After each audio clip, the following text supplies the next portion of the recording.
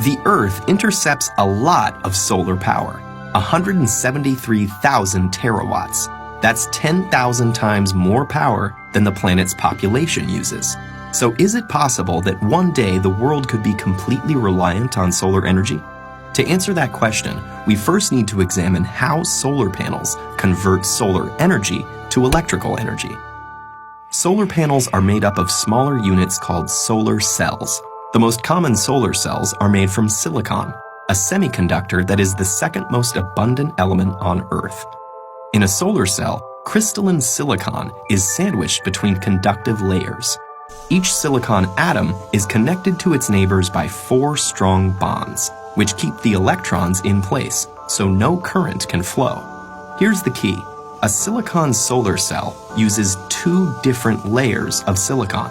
An N-type silicon has extra electrons, and P-type silicon has extra spaces for electrons, called holes. Where the 2 types of silicon meet, electrons can wander across the p-n junction, leaving a positive charge on one side and creating negative charge on the other. You can think of light as the flow of tiny particles called photons shooting out from the sun.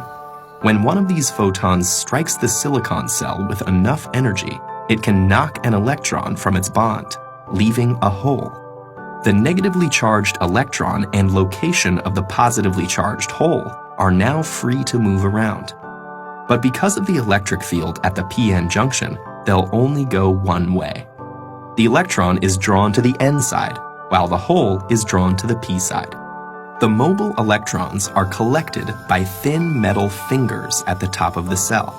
From there, they flow through an external circuit, doing electrical work like powering a light bulb, before returning through the conductive aluminum sheet on the back. Each silicon cell only puts out half a volt, but you can string them together in modules to get more power. 12 photovoltaic cells are enough to charge a cell phone, while it takes many modules to power an entire house. Electrons are the only moving parts in a solar cell, and they all go back where they came from. There's nothing to get worn out or used up, so solar cells can last for decades. So what's stopping us from being completely reliant on solar power?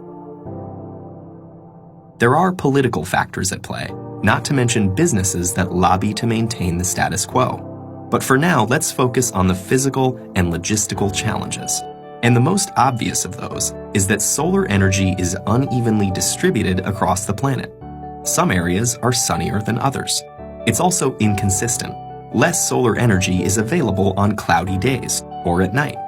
So a total reliance would require efficient ways to get electricity from sunny spots to cloudy ones, and effective storage of energy. The efficiency of the cell itself is a challenge too. If sunlight is reflected instead of absorbed, or if dislodged electrons fall back into a hole before going through the circuit, that photon's energy is lost. The most efficient solar cell yet still only converts 46% of the available sunlight to electricity, and most commercial systems are currently 15 to 20% efficient.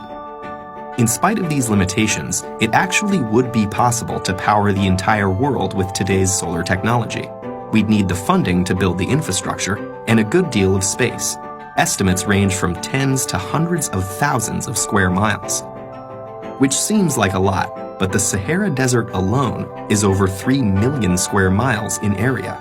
Meanwhile, solar cells are getting better, cheaper, and are competing with electricity from the grid.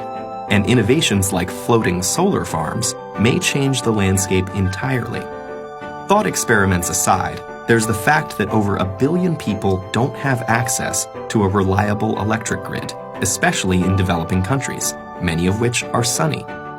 So in places like that, solar energy is already much cheaper and safer than available alternatives like kerosene.